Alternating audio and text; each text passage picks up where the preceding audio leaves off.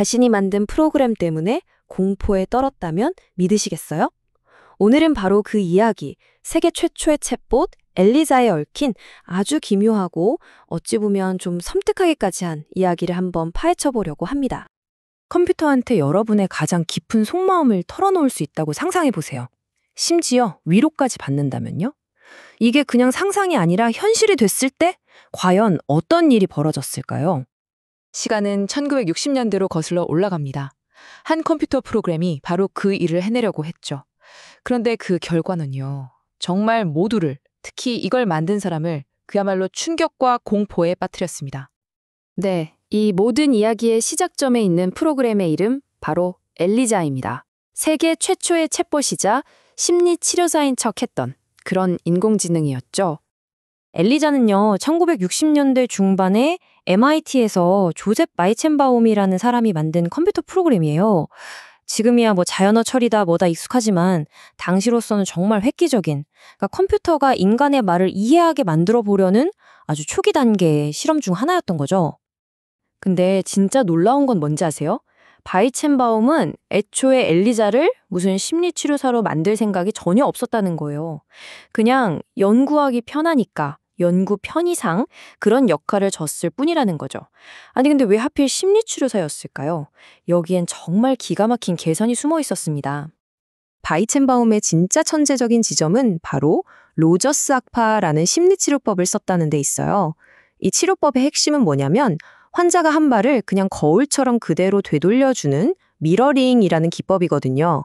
자, 이게 컴퓨터 입장에선 어떻겠어요? 완벽하죠. 굳이 복잡하게 상대방 말을 이해할 필요 없이 그냥 들은 말을 살짝 바꿔서 되물어주기만 하면 되니까요. 와, 진짜 최소한의 기술로 최대한의 효과를 뽑아낸 거죠. 자, 그런데 사실상 단순한 말 따라하기 트릭에 불과했던 이 프로그램에 사람들이 정말 상상도 못했던 방식으로 반응하기 시작합니다.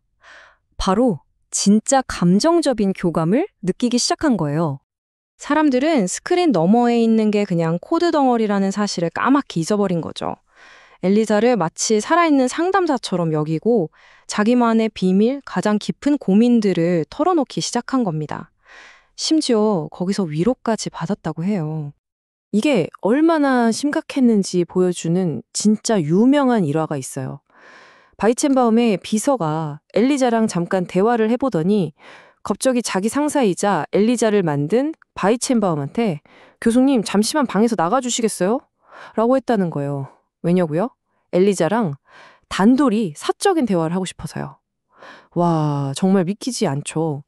자, 여기서 우리 한번 생각해 봐야 합니다.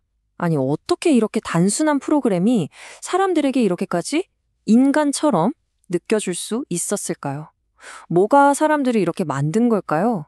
여러분 생각은 어떠세요? 모두가 이 현상을 보고 와, 기술의 승리다! 라며 열광할 때 딱 한 사람만은 정반대의 감정을 느끼고 있었어요. 바로 엘리자를 만든 아버지, 바이첸바움이었죠. 그는 성공이 아니라 자기 창조물 속에서 끔찍한 위기감을 받습니다. 바이첸바움은 정말 경악했습니다. 이건 성공이 아니다. 이건 인간이 기계에 대해 가지는 강력한 망상적 사고의 증거일 뿐이다. 이렇게 본 거예요. 사람들이 너무나 쉽게 속아 넘어가는 걸 보고 충격을 받은 거죠. 심지어 그는 이렇게까지 말합니다. 컴퓨터가 유능한 심리치료사가 될 수 있다는 생각? 그건 그냥 비뚤어진 명제에 불과하다고 말이죠. 모두가 새로운 가능성의 문을 볼 때 그는 그 문 뒤에 숨어 있는 위험을 본 겁니다. 그럼 바이첸바움이 진짜로 두려워했던 건 뭘까요? 바로 이겁니다. 우리 인간이 우리 자신의 이성적인 생각을 컴퓨터의 논리적인 계산과 똑같다고 착각하게 되는 순간, 바로 그 순간 우리는 스스로 판단하는 능력, 즉 자율성을 기계에게 통째로 넘겨주게 될 거라는 공포였죠. 이건 기술에 대한 경고가 아니었어요. 바로 우리 인간성에 대한 경고였던 겁니다. 사실 바이첸바움의 이런 두려움은 그냥 개인적인 걱정에서 그친 게 아니에요. 당시 심리학계를 뜨겁게 달궜던 아주 큰 논쟁과 연결되어 있었거든요. 바로 인간을 치유할 것인가 아니면 통제할 것인가 하는 근본적인 질문의 충돌이었죠. 자, 한쪽에는 로저스 학파가 있었어요.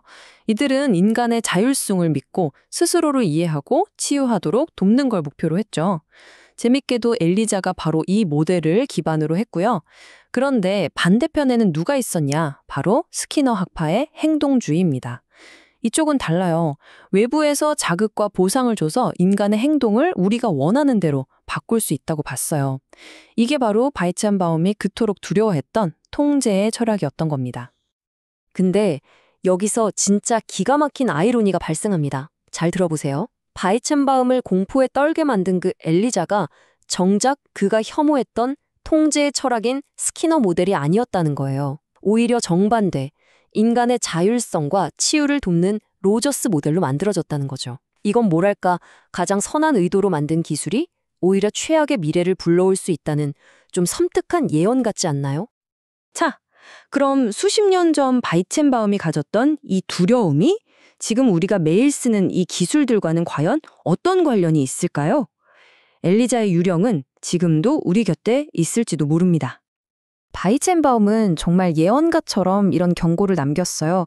기계의 논리를 인간사에 그대로 적용하는 건 마치 서서히 퍼지는 독과 같을 거라고.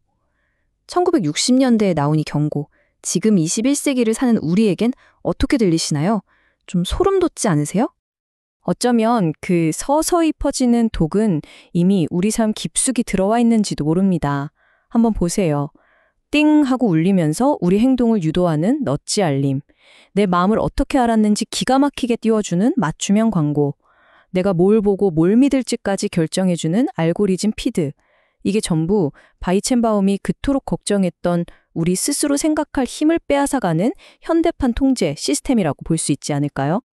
요즘 학자들은 이런 현상을 경험의 드론화라는 말로 설명하기도 해요. 말이 좀 어렵죠? 쉽게 말해 기술이 우리의 이성적인 생각을 패스하고 곧바로 우리의 감정이나 행동을 직접 조종해버리는 상태를 말하는 거예요. 결국 우리를 시스템 안의 부품, 그냥 하나의 객체로 만들어버리는 거죠. 거의 50년도 더 된 바이첸바움의 악몽이 지금 현실이 되고 있는 건지도 모르겠습니다. 바이첸바움은 평생에 걸쳐서 자기가 만든 엘리자의 신비함을 벗겨내려고 애썼어요. 그는 계속해서 말했죠. 여러분, 그건 마법이 아닙니다. 그저 정해진 절차들의 묶음일 뿐이에요. 사람들이 기기의 환상에서 깨어나 그 본질을 똑바로 보길 바랐던 겁니다. 하지만 마지막으로 이 질문을 던져봐야 합니다. 엘리자의 대본, 그 스크립트는 조셉 바이첸바움이라는 단 한 사람이 썼죠. 목적도 분명했고요. 그렇다면 지금 우리가 매일 대화하는 스마트폰, 우리를 이끄는 알고리즘, 이 보이지 않는 거대한 기계들의 스크립트는 과연 누가, 그리고 대체 무엇을 위해 쓰고 있는 걸까요?